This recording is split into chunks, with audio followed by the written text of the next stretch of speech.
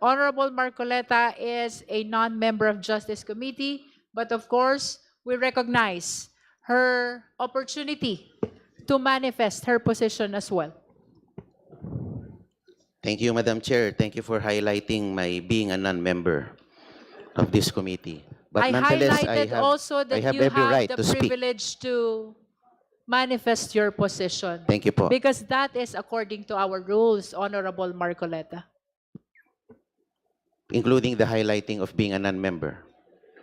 Kasama po yun. The rule that non-members cannot raise a motion and cannot vote, but they Opo. can manifest. And that is observed in all committees in the House of Madam Representatives. Chair, I did not say that I'm about to make a motion. Wala nung po akong sinabi. Anyway, ma'am, magandang hapon po sa Madam sa, Chair, sa Madam committee Chair, na ito. Madam Chair. Is that a point of order? Yes, not really the point of order. I just would like to find out if he is a she or a he because you have been mentioning her. Point of order, Madam Chair. Let's allow Congressman Marcoleta to proceed. All right. Honorable Marcoleta is recognized. You may proceed. Madam Chair, I Gusto ko just would bang- like to make it clear. He Madam is Chair, he. He is The he. point I of stand order is not corrected. in order, Madam Chair, because I just want to make, because you said twice her. All right. So I I'm would like to addressing find out him. if she is a she or a he. Madam He's Chair, make a ruling and allow Congressman Marcoleta to proceed. As a response to proceed, the Honorable Abante, we are addressing now Honorable Marcoleta as he, him, his, and the chair therefore stands corrected. You may proceed, Honorable Marcoleta. Thank you, Madam Chair. Thank you for that clarification, Bishop Benny Abante. Ewan ko kung is that germane to this hearing. Anyway, magandang araw po, ginang Madam Chair at sa mga kapita-pitagang miyembro ng committee na ito.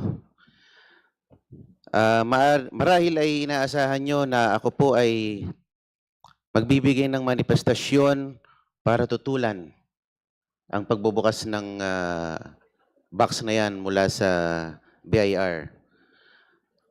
Ang katunayan po, ako po ay hindi tututol. You may go ahead and open it all you want.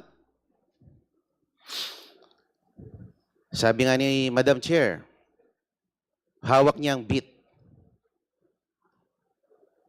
Sino ba naman ako para pigilan ito? Sabi nga ng kanta, huwag mong bibitawan.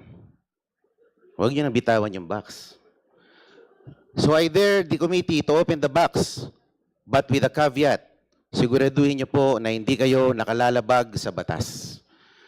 At sinabi rin po ni Popoy sa pelikula, I deserve an explanation. I deserve an acceptable reason. Siguraduhin niyo po na kung bubuksan niyo yan, meron po kayong acceptable reason na naayon sa batas. At ako po ay kaisa niyo rin sa komite na ito sa paghahanap ng katotohanan. Pero sa ating paghahanap at pagsasiliksik ng katotohanan, siguraduhin po natin na tayo po ay hindi nakalalabag sa ating mga batas. Maraming salamat po, Madam Chair.